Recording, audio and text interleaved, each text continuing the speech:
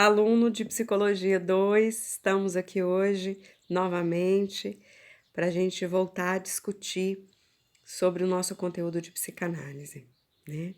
Como a gente já havia dito na semana passada, hoje a gente retoma o conteúdo a partir do que a gente viu em sala, que a gente parou falando sobre os mecanismos de defesa do ego, né? Em sala, a gente chegou a discutir sobre esses 3 primeiros mecanismos de defesa que estão aparecendo aqui no slide: a repressão, a racionalização e o isolamento. Hoje nós vamos retomar eles, eu vou relembrar vocês rapidinho desses 3 mecanismos de defesa e a gente vai adiante, encerrando essa parte dos mecanismos de defesa do ego aqui nessa videoaula, ok? Para a gente relembrar primeiro de repressão, repressão a gente tem que pensar que é o movimento primordial do ego quando quer tirar alguma coisa da consciência. Então, é o movimento exatamente de retirar algo da consciência e trazer para o inconsciente. É isso que é repressão. E por que o ego faz isso? Ele faz isso para manter a sua integridade. Então, em situações da realidade ou diante de sentimentos que são insustentáveis para o ego, que ele corre o risco de ter uma desestruturação, que é o que a gente chama de um surto psicótico, por exemplo, de ter o ego perder a sua função, que é de vínculo com a realidade, o indivíduo perde o vínculo com a realidade e confunde o mundo interno com o mundo externo, isso que é uma desestruturação do ego. Então, para evitar que isso se aconteça, acontece a repressão. Então, a gente pensar, é um mecanismo de defesa, é um mecanismo de proteção, tá? Então, a gente pode dar o exemplo dessa repressão, por exemplo, uma pessoa que sofre um acidente e naquele momento algo é tão violento, ou ele presencia situações extremamente violentas, e isso é retirado da consciência, porque o ego naquele momento não é capaz de suportar. Não quer dizer que o indivíduo vai nunca mais se lembrar daquilo. Pode ser que ele se lembre, mas no momento em que ele já vai ter elaborado algumas perdas e seja capaz de suportar aquilo, tá? A racionalização, que é o seguinte aqui, são explicações altamente racionais para fatores emocionais e motivacionais. Então, o indivíduo encontra uma desculpa racional para justificar um desejo que é puramente emocional, tá? Então, a gente faz isso muito, tá? De tentar justificar um prazer muito grande, de repente, falando, por exemplo, da culpa do outro. Psicopata, um exemplo, quando a gente for ver os transtornos de personalidade antissocial, vocês vão ver que é uma característica de quem tem esse transtorno de personalidade fazer muita racionalização. Que é o quê? Ele tem um prazer imenso em, por exemplo, causar dano ao outro, e ele diz que ele faz isso porque o outro é bobo, porque o outro cai, porque o outro é inocente demais e acaba jogando para o outro a responsabilidade, racionalizando completamente, ignorando esse aspecto emocional, afetivo, de prazer diante de uma situação, tá? É um mecanismo também de defesa, tá bom? O terceiro é o isolamento, que é quando a gente isola afetivamente um acontecimento. Eu tinha até dado o exemplo para vocês em sala da mãe que perde um filho depois de ter fantasiado a morte dele por alguns momentos e reprimido essa fantasia para se aliviar da carga pesada diante do primeiro momento da maternidade, né? E de repente essa mãe, vendo a concretização dessas fantasias com a morte real do filho, ela isola esse sentimento e passa a não ter nenhuma reação emocional diante da perda do filho. É como se aquilo não fizesse diferença de nada, né? É algo tão insuportável o impacto afetivo da perda do filho que acontece, o ego promove esse isolamento para que o indivíduo não entre em contato com essas emoções, tá? O outro mecanismo de defesa presente aqui na tela para vocês é a sublimação. A gente chegou a falar um pouco dela na sala de forma indireta, que é o que é muito chamado dentro da psicanálise do agente civilizatório, que é uma forma que o ego encontra, principalmente um ego saudável, ele encontra de realizar um desejo que é inaceitável diante da sociedade em alguma coisa que é bem vista socialmente, né? A gente dá até o exemplo clássico, que é de uma pessoa que um cirurgião, por exemplo, que ele tem prazer em fazer uma cirurgia, né? O prazer dele é de cortar, é de retalhar, é de arrancar pedaço, mas ele está fazendo isso de uma forma socialmente aceitável e inclusive socialmente admirada, né? Eu dei o exemplo também, se eu não me engano, é Joana, o exemplo que eu dei para vocês, que tinha atração pelo cunhado e que ela pode satisfazer o desejo de uma forma aceitável, que é, por exemplo, fazendo uma brincadeira, né? Ela traz o desejo, como o nosso desejo é simbólico, ele permite a satisfação em vários níveis, né? Então, a satisfação ela é simbólica também. Então, é, a gente pode sublimar e satisfazer os desejos de uma forma que seja socialmente aceita, né?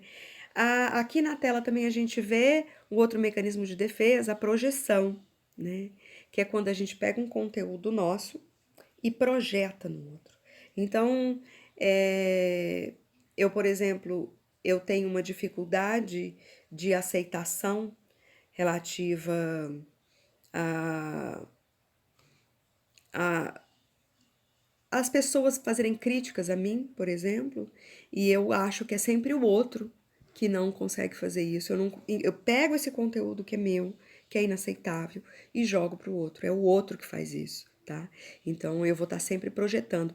Um outro exemplo que a gente tem de projeção clássico é o apaixonado.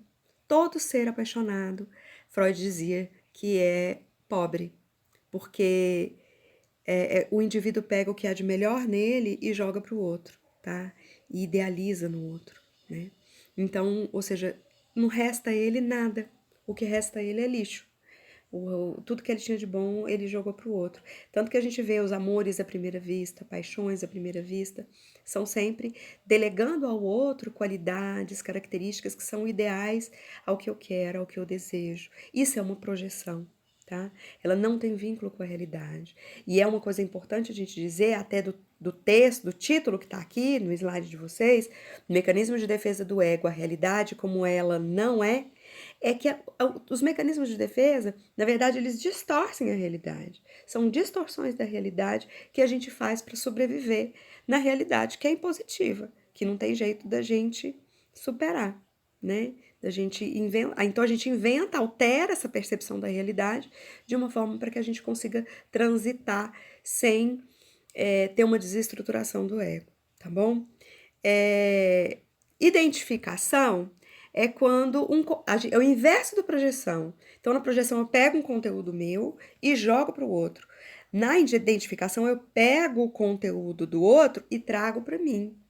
O maior exemplo de identificação é a gente falar, por exemplo, com relação às sensações que a gente tem de pertencimento a grupos, que a gente gosta, que a gente idealiza, como se a gente fizesse parte disso, tá? O maior exemplo que a gente pode usar é, por exemplo, os times de futebol, né? As pessoas, quando a gente vai assistir, a gente sai dali com a sensação da vitória ou com a sensação da derrota, como se você tivesse participado daquilo, tivesse jogado também, nós ganhamos, sendo que você não jogou nada, né? Essa identificação de que o outro, ele não me é estranho, ele é parte daquilo, ele é parte de mim também, tá? É, isso a gente percebe muito, principalmente entre adolescentes, com relação a bandas, atrizes, enfim. A identificação é algo muito forte no adolescente, tá? A regressão ela está muito relacionada à frustração, angústia, ou seja, diante de frustrações ou sensações de angústias, todos nós fazemos uma regressão a um estágio anterior do nosso desenvolvimento, a níveis anteriores do desenvolvimento. É muito evidente em crianças, então, geralmente, quando nasce um irmão, a gente vê o bebezinho fazendo isso também, né? Nasce um irmãozinho um novinho, né, bebê, a gente vê o irmão mais velho regredindo também, querendo usar fralda, voltando a um estágio anterior. E a gente vê isso também com adultos. Quando um adulto, por exemplo, se divorcia, nesse estágio de frustração e de angústia diante dessa nova realidade, essa nova adaptação, o adulto pode voltar a um estágio de adolescente, tá? Tendo atitudes, pensamentos, comportamentos muito característicos de adolescente diante de uma fase dessa, tá? É extremamente comum, né? Outro mecanismo de defesa que a gente vê aqui é a negação, né? Que é extremamente primitivo e ineficaz, ou seja, ele é anterior até a repressão, porque ele só nega, tá? Ele não consegue nem reprimir, ele nega e oculta com mentira. Então ele logo vem à tona e o indivíduo fica em angústia o tempo inteiro, tá bom? O outro mecanismo de defesa é a formação reativa. A formação reativa é uma forma que o ego tem de lidar com um desejo que é inaceitável. Geralmente, um desejo inconsciente que é recalcado, que é reprimido, ele é intenso e inaceitável e ele se manifesta no seu inverso. O maior exemplo que eu posso dar sobre formação reativa é a homofobia, tá? A homofobia, ela geralmente se baseia em desejos ou sensações, medos relativos à homossexualidade e que para o indivíduo é tão inaceitável lidar com essas sensações, com esses sentimentos, que ele transforma isso no seu inverso. Eu sei que às vezes é comum as pessoas dizerem que às vezes um homofóbico ele é um homossexual, mas não necessariamente. Ele pode ter tido fantasias, questionamentos que só isso para ele já é inaceitável. Faz parte da nossa formação, da formação da sexualidade humana, um estágio em que nós todos somos sem uma polaridade definida sexual. Então a gente pode é uma sexualidade ambígua, tá? E nesse momento, principalmente na infância, né, é possível se haver jogos sexuais entre pares, né, no mesmo sexo, e isso depois ser traduzido num recalque gigantesco diante das memórias e promover a formação reativa, tá? Então é o maior exemplo que a gente pode dar. O outro último mecanismo de defesa que a gente vai abordar aqui é o deslocamento, que é a gente transferir conteúdos de um objeto para o outro.